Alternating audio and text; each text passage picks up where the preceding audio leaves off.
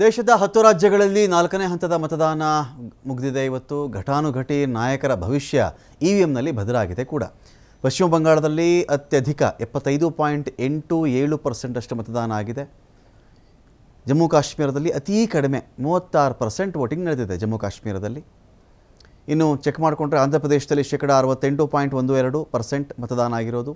ತೆಲಂಗಾಣ 61.19%, ಮಹಾರಾಷ್ಟ್ರ 52%, ಒಡಿಶಾ 63.85%, ಬಿಹಾರ 55%, ಜಾರ್ಖಂಡ್ 63%, ಮಧ್ಯಪ್ರದೇಶ 68%, ಉತ್ತರ ಪ್ರದೇಶ 57%. ಉತ್ತರ ಪ್ರದೇಶ ಅನ್ನೋದು ಸ್ವಲ್ಪ ಆಶ್ಚರ್ಯ ಆಗುತ್ತೆ ನಿಮಗೆ. 57% ಅಷ್ಟೇ ಮತದಾನ ಆಗಿರೋದು, 57.49 ಅಂತ. ಪಶ್ಚಿಮ ಬಂಗಾಳದಲ್ಲಿ 75.86% ವೋಟಿಂಗ್ ನಡೆದಿದೆ. ಅಲ್ಲಿ ಜಮ್ಮು ಮತ್ತು ಕಾಶ್ಮೀರದಲ್ಲಿ 36.01%, ಲೋಯೆಸ್ಟ್ ಇದು.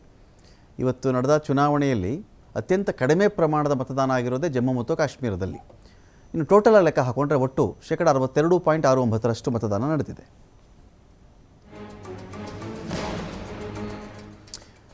ಆಂಧ್ರ ಪ್ರದೇಶದಲ್ಲಿ 25 ಸ್ಥಾನಗಳಿಗೆ ಚುನಾವಣೆ ನಡೀತಿ. ಇವತ್ತು ಲೋಕಸಭಾ ಸ್ಥಾನಗಳು 25, ತೆಲಂಗಾಣದಲ್ಲಿ 17 ಸ್ಥಾನಗಳು, ಜಾರ್ಖಂಡ್ನಲ್ಲಿ 4, ಒಡಿಶಾದಲ್ಲಿ 4, ಉತ್ತರ ಪ್ರದೇಶದ 13, ಮಧ್ಯಪ್ರದೇಶದ 8, ಬಿಹಾರದ 5, ಮಹಾರಾಷ್ಟ್ರದ 11, ಪಶ್ಚಿಮ ಬಂಗಾಳದ 8, ಜಮ್ಮು ಮತ್ತು ಕಾಶ್ಮೀರದ 1, ಒಟ್ಟು 96 ಕ್ಷೇತ್ರಗಳಿಗೆ ಇವತ್ತು ಮತದಾನ ನಡೆದಿದೆ.